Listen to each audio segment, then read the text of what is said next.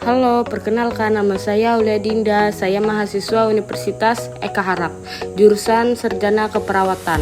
NIM 20241420101008. Di sini saya akan menjelaskan mengenai kehilangan dan berduka. Di sini saya akan menjelaskan mengenai kehilangan dan berduka. Kehilangan dan berduka adalah dua konsep yang saling berkaitan tetapi memiliki makna yang berbeda. Kehilangan adalah keadaan seseorang ketika mengalami hilangnya sesuatu yang bernilai dan bermakna. Contohnya kehilangan peran, pekerjaan, harta, dan harapan. Sedangkan berduka adalah respon emosional, psikologis, spiritual, sosial, dan fisik muncul sebagai reaksi kehilangan tersebut. Contoh kehilangan adalah kehilangan orang yang disayang, keluarga, pasangan, teman, dan sahabat. Yang kedua, kehilangan pekerjaan yang diakibatkan oleh PHK. Yang ketiga adalah kehilangan harta dan benda akibat bencana alam. Dan yang terakhir adalah kehilangan kesehatan akibat penyakit kronis. Contoh berduka adalah menangis, bersedih, dan kehilangan nafsu makan. Yang kedua adalah menarik diri dari lingkungan. Yang ketiga adalah kehilangannya nafsu makan.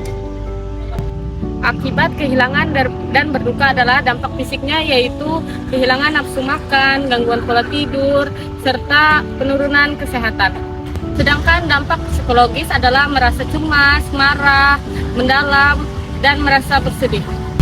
Dampak sosial yaitu menarik diri dari lingkungan pertemanan, keluarga, atau sahabat, dan menjauhkan dari aktivitas yang sebelumnya. Dan yang terakhir adalah dampak spiritual. Yang pertama itu kehilangannya makna hidup dan mempertanyakan keadilan Tuhan. Leonie adalah seorang mahasiswi yang mengalami kehilangan dan berduka akibat kehilangan sahabat terdekatnya yang sudah dia anggap sebagai keluarganya sendiri.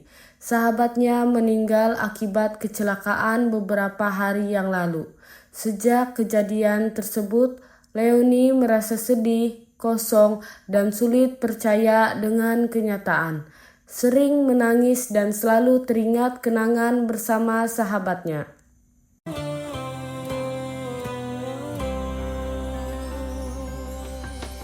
Sesi potret yang selalu ku benci, aneh rasanya kau tak di sini. Susunan barisannya tak sama lagi. Oh, satu, dua, tiga, ini nyata kau telah pergi. Ku bertamu ke rumah barumu, tak ada kamu, hanya papan dan namamu. Selamat pagi Mbak Leonie, di sini saya Aulia Dinda, mahasiswa Universitas Eka Harap Palangkaraya. Saya yang berdinas pagi ini dari jam 7 pagi sampai jam 2 siang. Apakah boleh tahu nama mbaknya siapa? Nama saya Leonie Sus. Ya, baik Mbak Leonie. Di sini saya akan menemani Mbak Leonie berbincang-bincang mengenai permasalahan Mbak Leonie. Apakah Mbak Leonie bersedia? Bersedia Sus. Baik Mbak, apakah di sini cukup sunyi ataukah kita perlu mencari tempat yang lebih tenang lagi? Tidak usah Sus. Di sini saja. Jadi apa yang membuat Mbak Leonie datang ke sini bisa diceritakan? Saya kehilangan sahabat terbaik saya, sahabat saya yang paling dekat Sus. Jadi saya teramat sangat terpukul untuk saat ini. Saya turut berduka cita atas kehilangannya temannya Mbak Leonie. Saya juga berterima kasih dengan Mbak Leonie telah berbagi cerita. Semenjak kehilangan itu, apa yang Mbak Leonie rasakan saat ini? Saat ini saya merasa sedih, kosong, hampa, dan menarik diri dari sosial Sus. Perasaan sedih, kosong itu wajar Mbak, karena kehilangan orang yang kita sayang. Apakah boleh tahu perasaan Mbak Leonie seperti itu dari kapan? Perasaan saya seperti itu dimulai saat sahabat saya meninggal Sus. Dia meninggal baru beberapa hari yang lalu. Dalam sehari, apakah perasaan sedih Mbak Leonie sering muncul? Ya, sering sus. Perasaan yang sedih itu memang sangat sulit dijalani. Apakah sehari-hari ada kepikiran kurangnya percaya terhadap diri Mbak Leonie? Ya sus. Dari kejadian tersebut, apakah ada perubahan aktivitas Mbak Leonie seperti makan, tidur, dan aktivitas lainnya? Kalau aktivitas makan saya sangat menurun sus. Terus juga saya menarik diri dari sosial akibat kehilangan sahabat saya yang paling dekat. Dan juga untuk pola tidur saya berantakan karena selalu teringat terus sus, seperti itu. Perubahan yang seperti ini memang sering terjadi pada orang yang berduka ya Mbak. Seperti Mbak yang sedang kehilangan sahabat, orang yang tersayang, memang rentan akan penurunan aktivitas, kurangnya tidur, dan penurunan selera makan.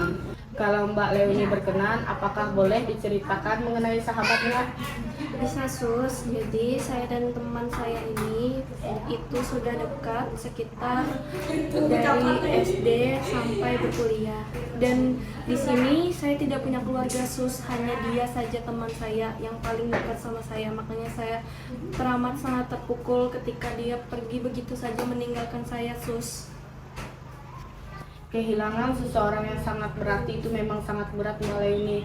Kadang muncul terasa rindu, terasa tidak percaya diri atas kehilangan orang yang tersayang tersebut. Di sini saya akan mengajarkan Mbak Leonie teknik relaksasi napas dalam guna mengurangi rasa cemas Mbak Leonie. Apakah Mbak Leonie bersedia? Sangat bersedia sus.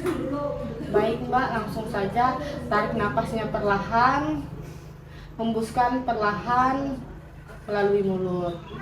Sekali lagi ya Mbak, tarik napasnya perlahan, hembuskan perlahan melalui mulut.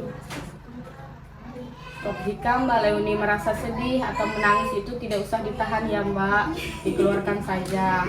Dan jika Mbak Leonie merasa lebih terpuruk, Mbak Leonie silakan beraktivitas ringan. Bagaimana perasaan Mbak Leonie atas perbincangan kita tadi? Saya sangat tenang dan sangat lega sus.